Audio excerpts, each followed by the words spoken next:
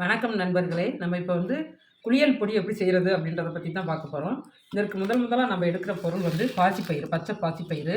இந்த பாசிப்பயிறு எதற்கு சேர்க்கிறோம் அப்படின்னாக்க உடம்புக்கு குளிர்ச்சியை தருது. அடுத்து வந்து முகம் பொலிவாக இருக்கிறதுக்காக வந்து இந்த பாசிப்பயிரை நம்ம எடுத்துருக்கோம். இரண்டாவது பொருள் வந்து வெந்தயம். வெந்தயம் வந்து நல்ல உடம்புக்கு குளிர்ச்சி இல்லாட்டினா தான் உடம்புல வந்து இந்த முகத்தில் பருவு இந்த மாதிரிலாம் வருது. அதனால் மெயினாக வந்து நம்ம குளிர்ச்சியான பொருளை தான் நம்ம எடுத்துருக்கிறோம். அதுக்கு வந்து வசம்பு எதுக்கு எடுத்துருக்கோம்னா நல்ல வாசனைக்காக. இந்த குட்டி பிள்ளைங்கள்லாம் சின்ன குழந்தையெல்லாம் இருக்குல்ல பாருங்கள், அது வந்து பால் குடித்தோன்னா அந்த கவுல்லாம் இருக்கும், அது வந்து அடிக்காமல் இருக்கிறதுக்காக நல்ல வாசனைக்காக இந்த வசம்பை வந்து சேர்த்துருக்குறாங்க.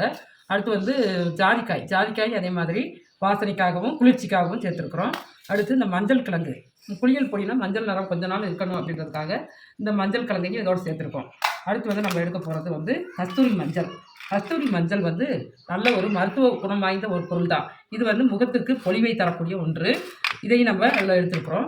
அடுத்து வந்து பூலாங்கிழங்கும் வந்து நல்ல முகத்தை வந்து பொலிவாக வச்சுக்கிறோம் அப்படின்றதுக்காக தான் இதையும் நம்ம எடுத்துருக்குறோம். இதுலேயும் மருத்துவ குணம் அதிகமாக நிறைந்து இருக்கிறது. அடுத்து வந்து இந்த கமலா ஆரஞ்சு தோல், இந்த தோலை வந்து நம்ம என்ன செஞ்சுருக்கோம், நல்லா காய வச்சு எடுத்து வச்சுருக்கிறேன். இதுலேயும் வந்து மருத்துவ குணம் வந்து அதிகமாக இருக்குது. இது நச்சுத்தன்மையெல்லாம் நீக்கிட்டு நம்மளுக்கு உடம்பு ஆரோக்கியமாக இருக்கிறதுக்கு இது நல்ல ஒரு பொருளாக இது நம்மளுக்கு பயன்படுது. அடுத்து வந்து இந்த எலுமிச்சம்பழத்தோல் வந்து எலுமிச்சம்பழத்தை வந்து யூஸ் பண்ணிவிட்டு பழச்சாறு வந்து யூஸ் பண்ணிவிட்டு அந்த தோலை வந்து நான் எடுத்து இதோட சேர்த்து காய வச்சுருக்கேன். இதுவும் நம்மளுக்கு குளிர்ச்சியை தரக்கூடிய ஒரு பொருளாக இருக்குது. அதனால் வந்து இதை நான் இந்த முக பவுடர் செய்கிறதுக்கு நான் எடுத்து வச்சுருக்கிறேன். அடுத்து வந்து பூக்களில் ரோஜா இதழ்களும் செம்பருத்தி பூவோட இதழ்களும் நான் எடுத்து வச்சுருக்கிறேன். இதோட வந்து ஆவாரம்பூ சேர்த்துக்கலாம். ஆவாரம்பூ இப்போ நம்மளுக்கு கிடைக்கல, அதனால் இதை கிடைச்சதை மட்டும் நான் சேர்த்துக்கிறேன். கஸ்தூரி மஞ்சள், பூலாங்கிழங்கு, ஆரஞ்சு பழத்தோல், எலுமிச்சம்பழத்தோல் இதெல்லாம் வந்து இடி வரலில் போட்டு நல்லா இடிச்சிட்டு அதுக்கப்புறம் மிக்சி ஜாரில் போட்டு நல்லா நைஸாக பவுட்ரு பண்ணி எடுத்துக்கலாம்.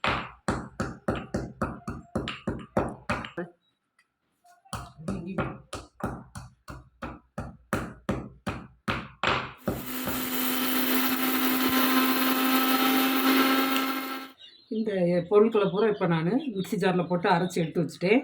இதை வந்து நம்ம சலித்து என்ன செய்யணும், பெரிய பாட்டிலில் போட்டு நான் வச்சுக்கிறேன், காற்று புகாத பாட்டில். அப்புறம் சின்ன டப்பாவில் எடுத்து வச்சுட்டு அப்பப்போ தேவைக்கு நம்ம பயன்படுத்திக்கலாம். இந்த பொடியை வந்து 4 மாத குழந்தையிலேருந்து அனைவருமே பயன்படுத்தலாம். முகத்தில் வரக்கூடிய அந்த பற்களால் ஏற்படக்கூடிய தழும்புகள் அனைத்துமே போய் முகம் வந்து நல்ல பொலிவுடன் காணப்படும். அதனால் இதை வந்து நீங்கள் செஞ்சு பயன்படுத்திக்கோங்க.